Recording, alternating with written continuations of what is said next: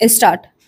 अध्यक्ष जी, मध्य प्रदेश सरकार ने आदिवासी बालिकाओं की स्वास्थ्य की दृष्टि से योजना बनाई है कि जहां जहां उनके छात्रावास हैं उनका वहां स्वास्थ्य का परीक्षण होगा और वहीं उनका उपचार किया जाएगा।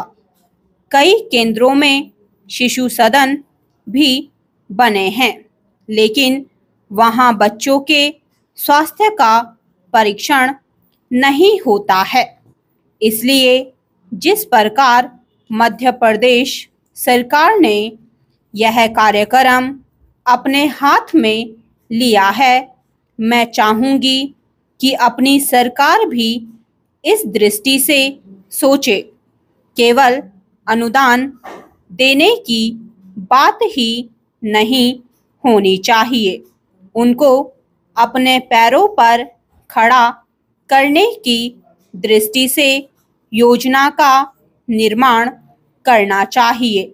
जैसे विवेकानंद जी ने कहा था कि हम अपने आप को देशद्रोही नहीं माने, इस दृष्टि से योजनाएं बनानी चाहिए और वृद्धों के लिए राष्ट्रीय नीति होनी चाहिए, जिससे उनको अकेलापन महसूस ना हो।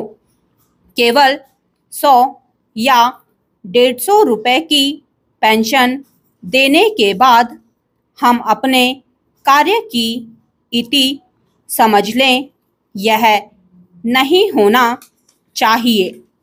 अगर हम इन सब बातों को सोचें तो हमारे मंत्रालय का जो उद्देश्य है, बहुजन हिताय बहुजन सुखाय, वह फलीभूत हो सकेगा। हमें गरीबों, आदिवासियों और अनुसूचित जातियों के लिए पूरी तरह से सोचकर उनके हित की योजनाएं बनानी चाहिए और उनका उद्धार करना चाहिए।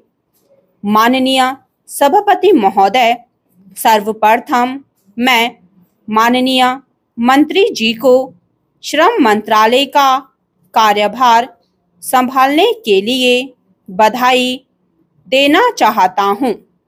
वे युवा हैं और अति परिश्रमी हैं। मैं आशा करता हूं कि उनकी कार्यावधि के दौरान श्रमिकों का जीवन स्तर बेहतर होगा। भारत में दक्ष और अदक्ष दोनों प्रकार के श्रमिक बहुतायत में हैं। हम औद्योगिक दृष्टि से अति विकसित राष्ट्रों में से एक हैं। हमारा वैज्ञानिक और प्रौद्योगिक आधार बहुत ही सुदृढ़ है, लेकिन दुर्भाग्यवश इन समस्त उपलब्धियों के पीछे जो श्रम बल है, देश में निरंतर उनकी उपेक्षा की जा रही है। दिन प्रतिदिन उनके जीवन स्तर में गिरावट आती जा रही है।